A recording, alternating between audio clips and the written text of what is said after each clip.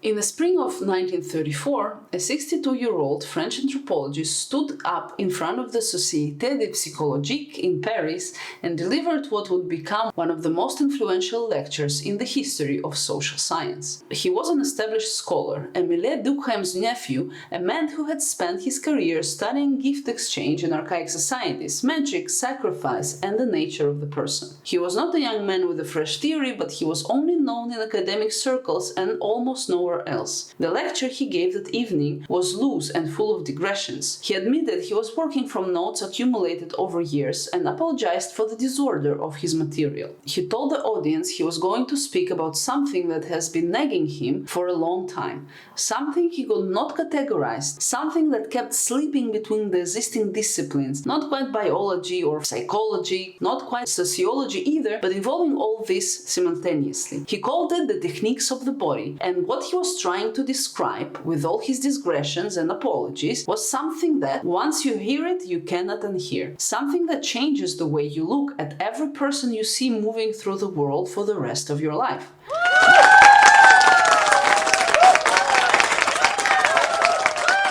Marcel Mauss was trying to explain that there is no natural way to use a human body. The moment that set him thinking happened during the First World War. Mauss served in the military, and like everyone who came through that war, he carried specific images and observations that stayed with him long after. One of them was about shovels. During the war, French and British troops frequently fought side by side, sharing trenches and positions, and at some point the French military command needed to replace 8,000 spades to give British troops French spades or French troops British ones. He describes it slightly different in different accounts. What they discovered was that the men could not simply swap tools. It was not that the spades were a different size or made of different material. The problem was that the British soldiers had learned to dig with their bodies organized in a particular way, and French soldiers had learned to dig with their bodies organized in a completely different way. The grip, the leverage, and the relationship between the arms and the back and the legs, all of it had been learned so deeply that a different shovel felt wrong in a way that man could not articulate. You had to refrain the body from the scratch, in the middle of a war, under fire, with dead men on both sides. He also noticed it in swimming. He had read an article in the 1904 Encyclopedia Britannica that described the old European breaststroke, the one that was taught for generations in European schools and clubs, including the habit of swallowing water and spitting it out in a specific way as you try to breathe. And then he watched the technique change. As the crawl stroke spread from America, not just the arms and the legs changed, the breathing changed, the relationship of the head to the water changed. The whole way the body organized itself in the water was different. And the old swimmers, the ones that trained in the breaststroke, could not simply adopt the new techniques. Then there was walking.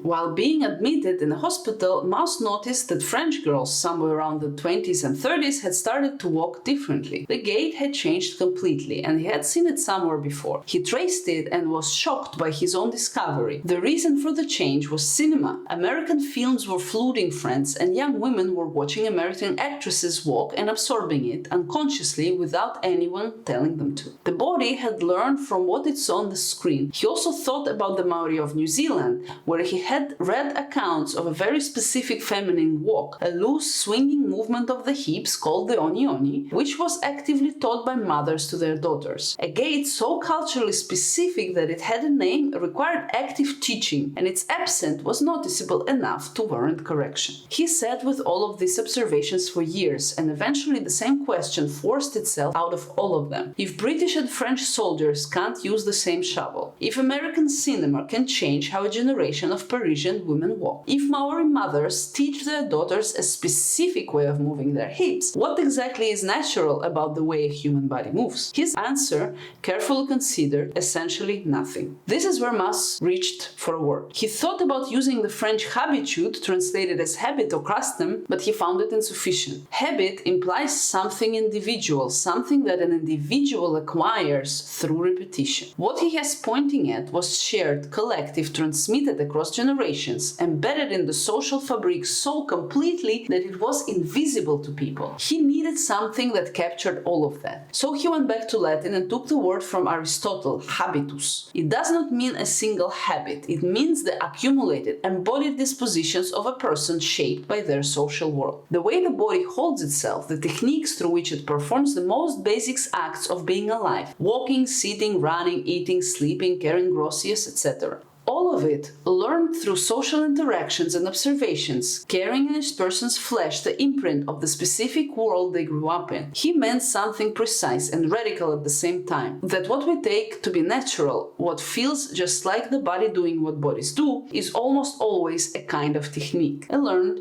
and transmitted, socially specific way of using the physical self. And we carry these techniques without knowing we carry them. The way you carry your native language without being able to explicitly explain the grammar. This word, habitus, was later taken up and transformed by the socialist Pierre Bourdieu into one of the central concepts of the 20th century social theory. Bourdieu explained it enormously, made it into a much more formal and systematic tool, and in doing so, the academic world mostly engaged with Bourdieu's vision and lost track of where the original idea came from. Mauss, who died in 1950, spent the last years of his life with increasing dementia, unable to work. He never produced the systematic study of bodily techniques that his 1934 lecture gestured toward. What he left was the lecture itself, and that one word passed on like a technique of its own. Now there is why it matters for those of us who are interested in movement. When you coach someone, what are you actually doing? You are trying to change a technique. You are trying to get the body to do something it has not been taught to do, which means getting it to stop doing what it has already learned. Anyone who has seriously coached movement or being coached knows exactly how difficult this is, and knows that the difficulty is not a lack of effort or lack of understanding. The person might understand the correction perfectly well intellectually, but when they move,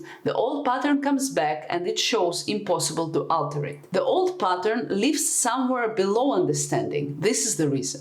It lives in the habitus. This is why Mauss matters to anyone who works with the body professionally. He gives you a framework for what you're actually dealing with when you're trying to change how someone moves. You're trying to modify something that was learned, reinforced, and normalized over decades. Something that the person's nervous system has organized into a default. Something that feels like who they are rather than what they learn. Any technique that gets transmitted carries the social world in which the movement was developed. Here is a concrete example that Mauss would have recognized immediately. Running. Specifically, the question of how humans run when left to develop without extensive coaching intervention from childhood. Research into running mechanics in populations with minimal exposure to modern athletic training, communities in Kenya, indigenous groups in Mexico studied by anthropologists and others, consistently shows mechanics that differ substantially from the mechanics of runners trained in Western athletic traditions. The foot strike, the lean, the arm carriage, the relationship of the trunk to the stride, everything is different. Not better or worse in some absolute sense, but different. And it is not by any means random. Consistent with each community, learned by growing up in that community, watching the bodies around you run, absorbing through proximity and imitation what you never consciously studied. Mauss saw this in the data on swimming, on walking, on how different peoples carry loads, and recognized that each situation is not arbitrary but coherent with its own system. The body has been organized to solve a problem in a specific way according to its environment. There's something Mauss wrote in the lecture that I keep returning to, because it reframes almost everything about how we learn to think about athletic talent and natural ability. He wrote that the body is man's first and most natural instrument, but then he immediately complicated that. Even the use of the body assumes a technique, and the technique assumes a transmission. Transmission assumes a social world. What this dissolves is the fantasy of the natural athlete, not because exceptional physical capacity doesn't exist, it clearly does, but because what we're watching when we watch an exceptional mover is never raw nature. We're watching a technique developed from earlier techniques, transmitted through specific chains of people and places and practices, sitting on top of a biological substrate that was itself shaped by a lifetime of use. The exceptionally graceful dancer carries a specific lineage of training visible to anyone who knows what to look for. The elite marathon runner carries the mechanics of how people run in the specific place they grew up. The martial artist's most spontaneous movement is a technique practiced until it became automatic, until it settled below the level of conscious decision and into the body. None of this diminishes any of it. If anything, it makes it more interesting, because it means that movement is always a historical thing. Mauss left the question open that he knew he would not answer in one evening. If the body's techniques are always transmitted socially, always shaped by the world around it, then who shapes that world? Who decides which technique get passed on and which disappear? He never finished working it out. He died in 1950, and the last years of his life he spent in dementia, unable to write anything. What he left was the lecture, the word habitus, and a way of looking at the body that nobody who has seriously encountered has been able to fully set aside. That is not a bad transmission for one evening's work.